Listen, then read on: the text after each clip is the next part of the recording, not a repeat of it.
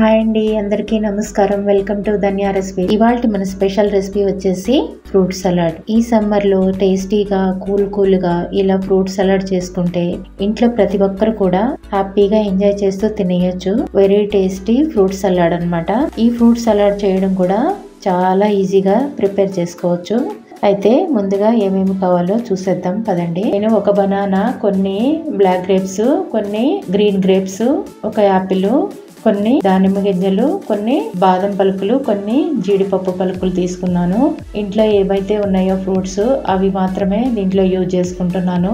మీకు అవైలబిలిటీని బట్టి మీరు ఫ్రూట్స్ అనేవి వేసుకోండి. నేనైతే ఇంతవరకు అయితే వాడుతున్నాను.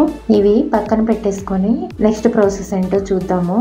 నేను రెగ్యులర్ గా మా ఇంట్లో ఏమి వాడతామో పాలు, హాఫ్ లీటర్ పాల ప్యాకెట్ ని తీసుకొని స్టవ్ మీద గిన్నె పెట్టుకొని ఈ పాలన్నీ దాంట్లో పోసేసుకున్నాను. ఒక హాఫ్ లీటర్ మాత్రమే తీసుకున్నాను. ఇది ఫుల్ క్రీమ్ కాదండి. మీకు నచ్చితే ఫుల్ క్రీమ్ మిల్క్ ని వాడుకోండి. స్టవ్ ఆన్ చేసుకొని పాలు ఒక 15 మినిట్స్ వరకు బాగా మరిగించుకోవాలి.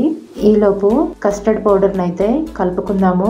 ఒక హాఫ్ కప్పు చల్లటి పాలు అన్నమాట, కాచి చల్లార్చిన పాలు ఇవి.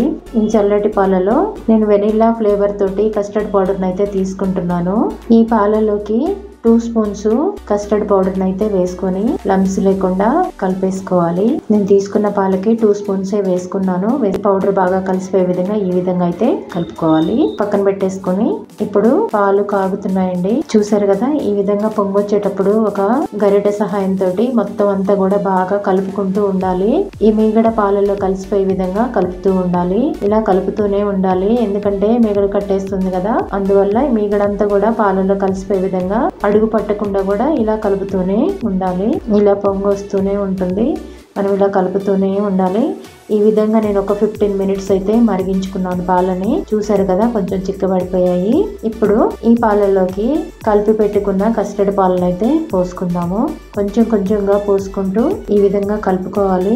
ఇలా పోసుకుంటే గడ్డలు కట్టకుండా ఉంటుందన్నమాట. అందువల్ల ఇలా కలుపుకుంటూనే ఆ పాలు అనేవి పోసుకోవాలి, కస్టర్డ్ పాలు అనేవి. ఈ కస్టర్డ్ వేసిన తర్వాత కూడా నేను ఒక 7 to 8 మినిట్స్ మాత్రము బాగా ఉడికించుకోవాలి. నేను షుగర్ వేయలేదండి. షుగర్ కస్టర్డ్ ఉడికిన తర్వాత నేను షుగర్ వేసుకుంటాను, అందువల్ల ముందుగా షుగర్ వేయలేదు. ఈ కస్టర్డ్ ని కూడా ఇలా కలుపుతూనే ఉండాలి. ఇలా కలుపుతూ ఉంటేనే అడుగు పట్టకుండా ఉంటుంది, మంచిగా కుక్ అవుతుంది అనమాట. ఒక 8 మినిట్స్ వరకు నేను ఈ కస్టర్డ్ ని ఉడికించుకున్నాను. ఇప్పుడు 8 మినిట్స్ అయిపోయిన తర్వాత ఈ విధంగా చిక్కబడి ఉంది. ఇలా చిక్కబడినప్పుడు ఇప్పుడు షుగర్ అయితే వేసుకుంటున్నాను. తినే తీపిని బట్టి షుగర్ అనేది యాడ్ చేసుకోవాలి. నేను ఒక 3/4 కప్ అయితే షుగర్ అయితే వేసుకున్నాను. ఇలా షుగర్ వేసిన తర్వాత కూడా లో ఫ్లేమ్ లోనే ఒక 5 మినిట్స్ అయితే కుక్ చేసుకున్నాను. ఇలానే కలుపుతూనే ఉండాలి. ఇలా కలుపుతూ ఉండటం వల్ల అడుగు పట్టకుండా ఉంటది అనమాట. ఒకవేళ అడుగు పట్టింది అనుకోండి, కొంచెం ఆడితే మళ్ళీ చేదొస్తుంది. అందువల్ల జాగ్రత్తగా ఇలా కలుపుతూనే చేసుకుంటే కస్టర్డ్ అనేది మంచిగా ప్రిపేర్ అవుతుంది అనమాట. షుగర్ వేసిన తర్వాత ఒక 5 మినిట్స్ బాగా ఉడికించుకున్న తర్వాత స్టవ్ మీద నుంచి దింపే ముందు ఒక స్పూన్ బటర్ వేసుకోండి, మీకు నచ్చితే. చాలా బాగుంటుంది అనమాట. చూసారు కదా, నేను స్టవ్ మీద నుంచి ఆఫ్ చేసేసుకుని ఇలా దించి పెట్టుకున్నాను పక్కకి. ఇది స్టవ్ మీద నుంచి పక్కకి తీసిన తర్వాత రూమ్ టెంపరేచర్ కి వచ్చే వరకు దీన్ని చల్లార్చుకోవాలి. చల్లారిపోయిందండి. ఇప్పుడు ఒక బౌల్లోకి అయితే మార్చుకున్నాను. మూత పెట్టేసుకొని ఫ్రిడ్జ్ లో అయితే ఒక 3 అవర్స్ అయితే పెట్టుకున్నాను. చూసారు కదా, 3 అవర్స్ తర్వాత ఈ విధంగా అయితే ఉందన్నమాట. బాగా చల్లబడిపోయింది. ఎక్కువసేపు ఉంచుకోవాలన్నా ఉంచుకోవచ్చు. ఇది పక్కన పెట్టేసుకొని ఇప్పుడు మనం తీసుకున్న ఫ్రూట్స్ అన్నిటిని కూడా ఈ విధంగా కట్ చేసుకొని పెట్టేసుకున్నాను. ఇప్పుడు ఫ్రూట్ సలాడ్ అయితే చేసుకుందాము. ఒక బౌల్ తీసుకున్నాను. బౌల్ తీసుకొని కస్టర్డ్ పాలు ఎంత వేసుకోవాలో అంత వేసేసుకున్నాను బౌల్లో. ఈ కస్టర్డ్ ని మనం ఫ్రిడ్జ్ లో పెట్టుకొని ఎలా స్టోర్ చేసి ఒక 3-4 డేస్ ఇలా వాడుకోవచ్చు అనమాట. ఎక్కువగా ఉంటే నేను 1 by 1 కట్ చేసుకున్న ఫ్రూట్స్ అన్నిటిని కూడా వేసుకుంటున్నాను. ఆపిల్, బనానా, గ్రీన్ వి, బ్లాక్ వి, గ్రేప్స్ వేసుకుంటున్నాను. అలాగే దానిమ్మ గింజలు కూడా వేసుకోవాలి. పైనుండి కొన్ని బాదం పప్పులు వేసుకుంటున్నాను. కొన్ని జీడిపప్పు పలుకులు వేసుకుంటున్నాను. మన ఇష్టం అండి డ్రై ఫ్రూట్స్ అనేది. ఈ ఫ్రూట్స్ వేసుకోవడం కూడా అది మన ఇష్టమేను. మనకి ఎన్ని కావాలంటే అన్ని వేసుకోవచ్చు. పైనుంచి కూడా కొంచెము కస్టర్డ్ అనేది వేస్తున్నాను. వేసేసి ఒకసారి అంతా కూడా బాగా కలిపేసుకోవాలి. ఇంతేనండి, అయిపోయింది.